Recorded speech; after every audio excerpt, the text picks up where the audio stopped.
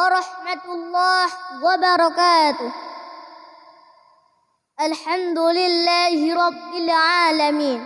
Wassalatu wassalamu ala asyrafil anbiya'i wal mursalin wa ala alihi wa sahbihi ajma'in. Amma ba'd.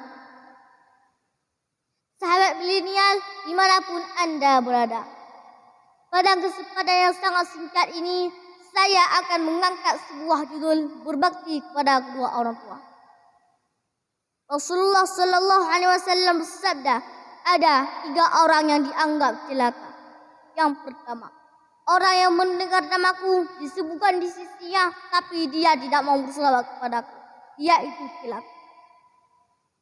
Yang kedua, orang yang masih hidup di bulan suci Ramadan sampai berakhirnya Ramadan ternyata dia tidak diampuni dosanya, dia itu celaka. Yang ketiga, orang yang masih hidup kedua orang tua tapi dia tidak mau mengabdi kepadanya, dia itu celaka.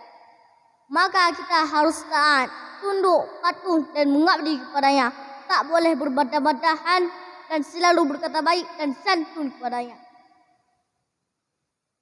Sebagaimana Allah berfirman dalam Al-Quran surah Al-Isra ayat 23. Bismillahirrahmanirrahim. Wala taqul lahuma uffin wala tanharhuma wa qul lahuma qawlan karima.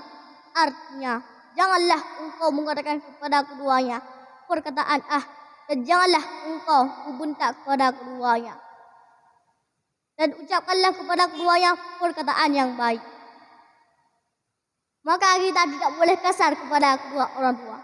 Karena dialah yang melahirkan kita, dialah yang mendidik kita sehingga kita menjadi orang-orang yang sukses dan berhasil meraih kemenangan di dunia.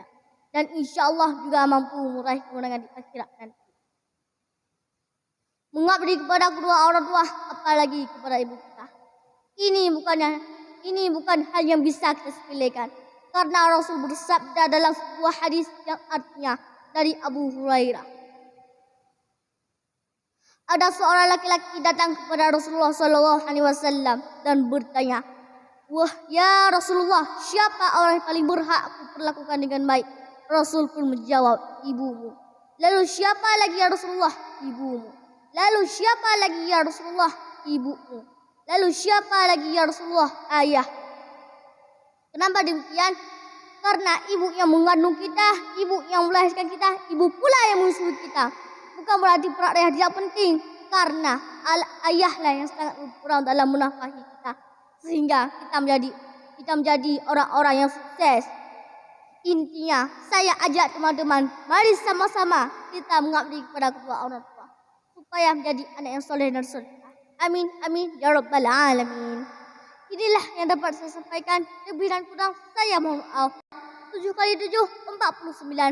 Patuh tak patuh, orang tua tetap sayang.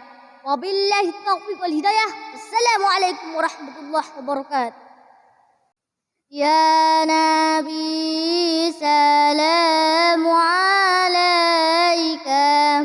Ya Rasul salamu alaika. Ya Habibu salamu alaika. Salawatullah alaika. Ya Nabi salamu alaika. Ya Rasul salamu alaika. Ya Habibu salamu